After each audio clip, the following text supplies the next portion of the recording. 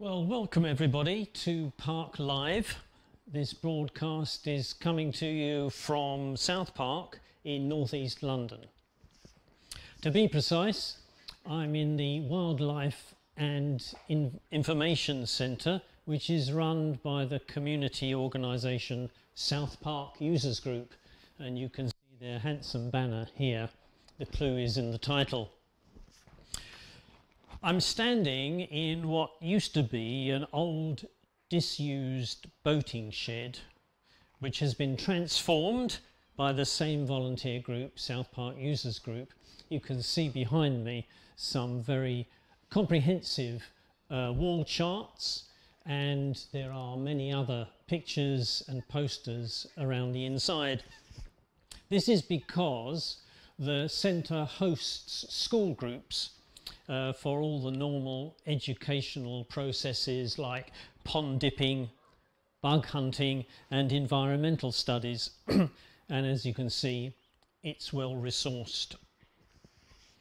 However, the group also takes care of the whole park so that the environment encourages wildlife of all kinds. Possibly outside you can hear some of the water birds making a fuss because I think as it's a public place, someone is nearby feeding them. More about feeding them later. This whole activity of the Wildlife and Information Centre is done in cooperation with the trust organisation Vision on behalf of the London Borough of Redbridge. But some of the work is also done here by park rangers and a group of borough-wide volunteers, a sort of flying squad of volunteers that go around to many places within the borough, other parks besides this one, and those parts like Hainault Forest, which occasionally need maintenance. It's a truly cooperative effort. Now, you may be aware of the current process called UK BioBlitz, which is being led by Chris Packham and a whole team of professionals, both environmentalists and broadcast people and journalists and so on. They're doing an audit of wildlife, and it's based on his experience that in certain places wildlife is in a parlous state. Reserves like RSPB, wildlife trusts, National Trust, they all do a fantastic job, but more needs to be done by individual community groups. In places like this, but not only parks, one might think of the countryside in general, farming areas, roadsides, back gardens. Perhaps you only have a balcony, but you can put freestanding planters on your balcony. And one of the most important things to encourage wildlife is to have water available. It's quite literally the lifeblood of our environment. So what difference does it make to a place like this if local people, communities, get active? Well, I want to show you some of the resident wildlife here. Some of it I can show you live, which I'll do in a minute by going over to the other camera. And some of it I'm going to show you because in true Blue Peter style, I prepared some earlier, so I get an extra bonus point for that. Let's, for a moment, have a look at what's out on the lake.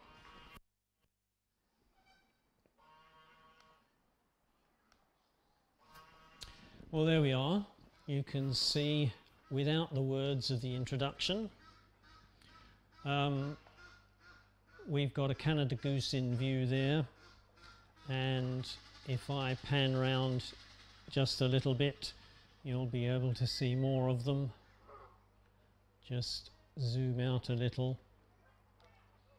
And we've got these floating islands which some of the wildlife roost on. I think at the moment there's nothing particular on there, but as we come back you can see some roosting on this one here.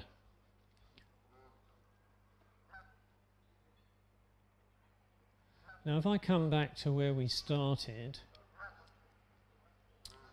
this island and that particular tree is something which has encouraged an unusual member of the wildlife species. Let me see if I can find you what I'm talking about.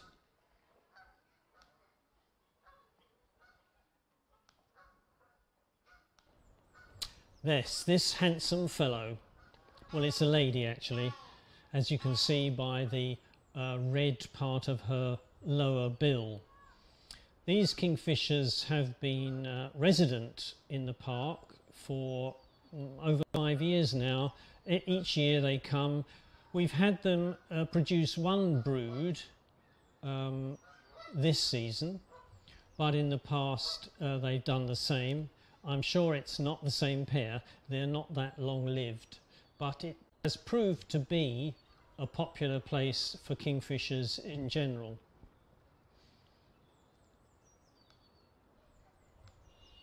Now, when these birds start nesting,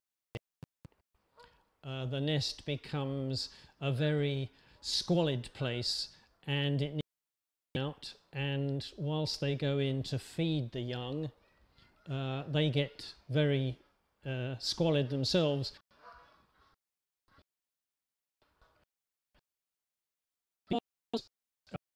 These are resident here most years.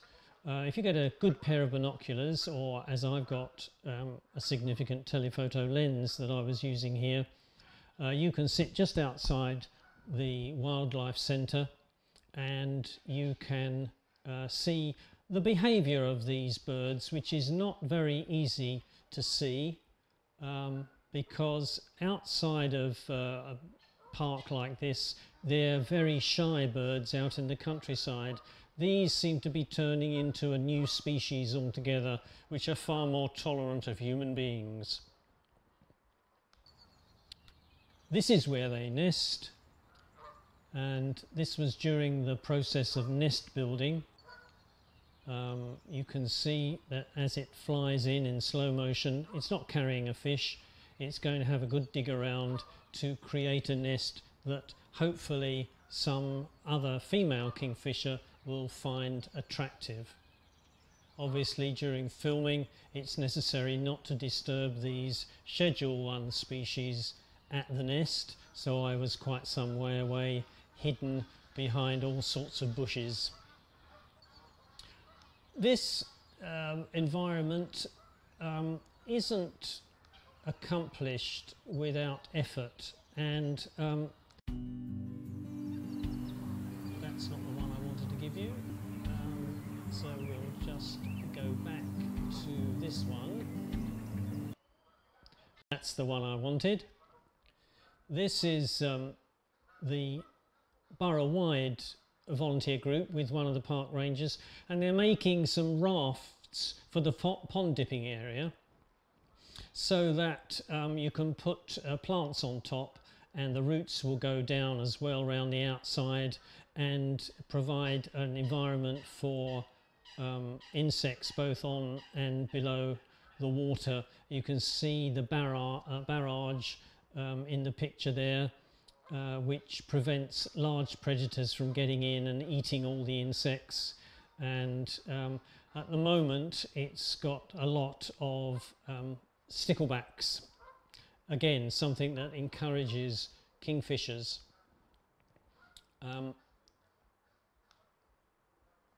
At various times we've had other groups come down. These volunteers were there to plant reeds And at the same time we had a visit from the Environment Agency explaining to people visiting the park about the quality of the water, which is good here. And apart from times when we've had to deal with a certain amount of pollution, particularly cooking oil, from some inconsiderate restaurant owners, whoever they were, most of the time the quality of the water is good, otherwise it wouldn't attract species like kingfishers.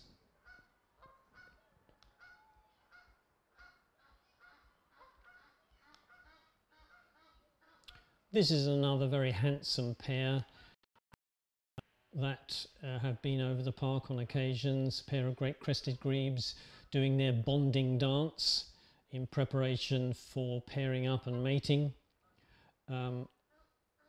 They have nested here to my experience, so we're looking forward to that in the near future.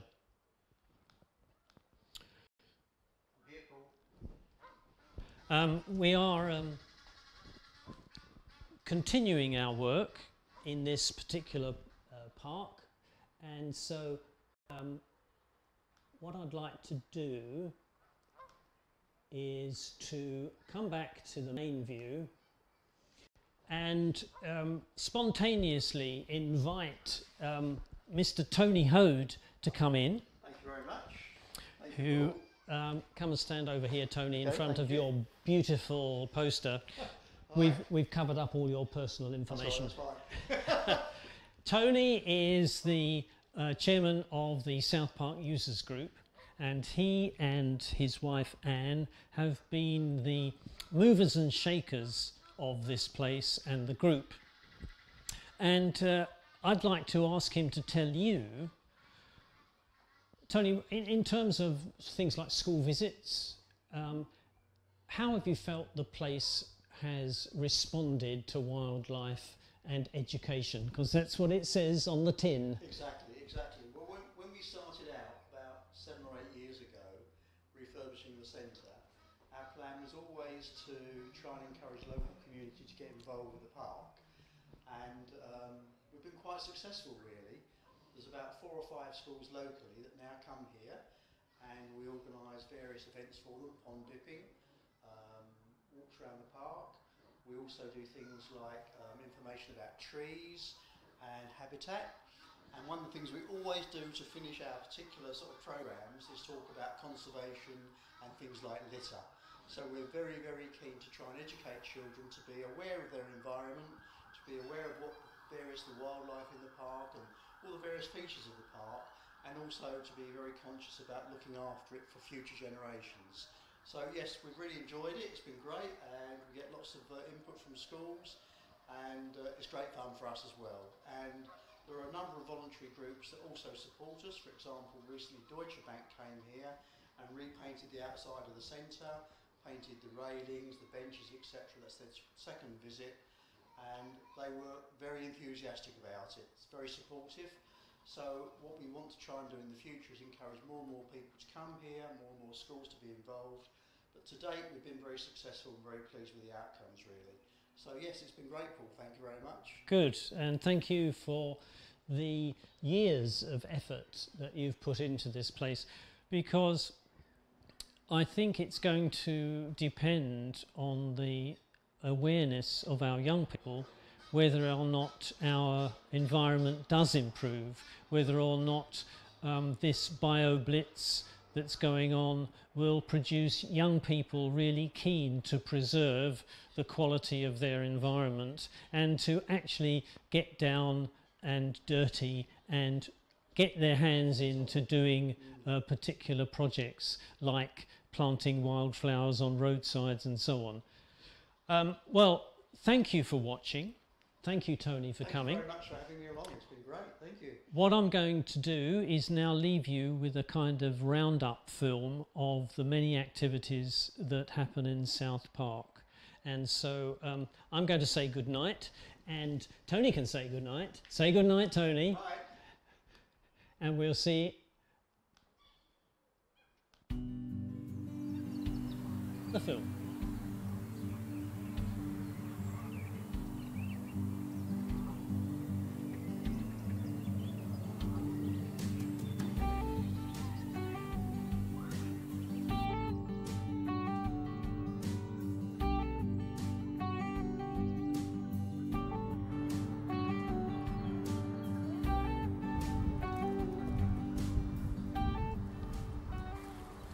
Welcome to South Park.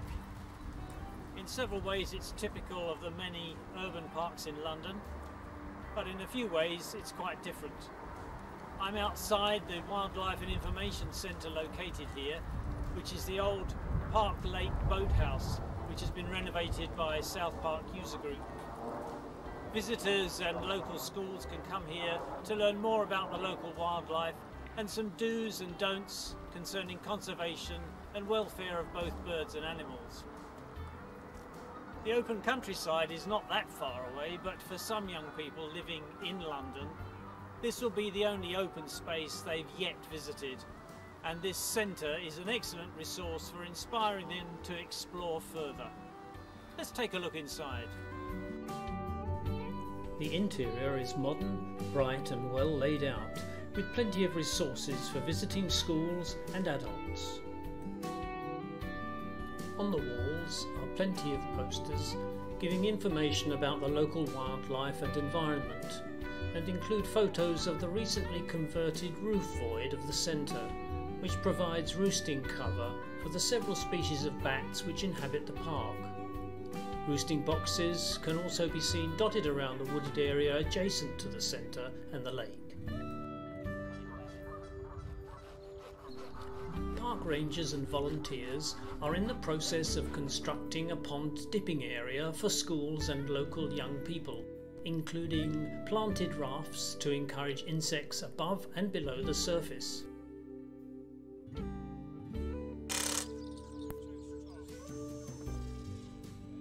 The area is protected by a floating curtain barrage to exclude insect predators like fish.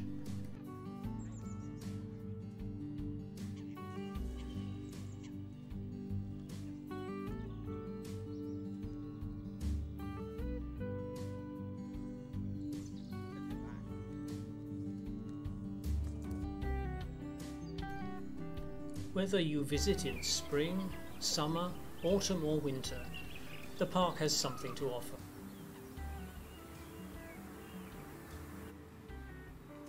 Brightly coloured flowers, shrubs and trees are everywhere in spring and summer.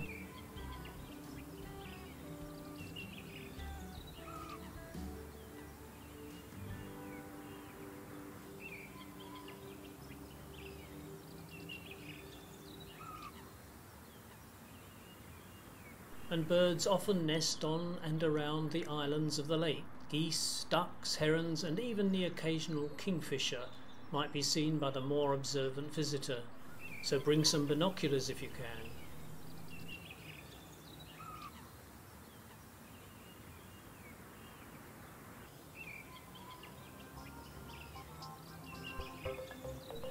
Community activities are regularly organised by the South Park Users Group, like this tree planting and dedication event. Vision Park Rangers and the Environment Agency, together with volunteers, recently cooperated in a reed planting and water quality information day.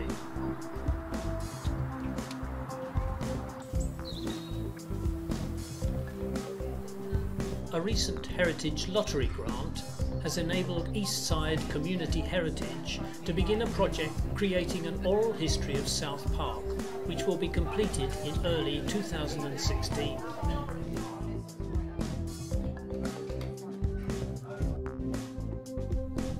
So why not set aside some time soon to come and experience these features and events for yourself? In fact, bring the whole family.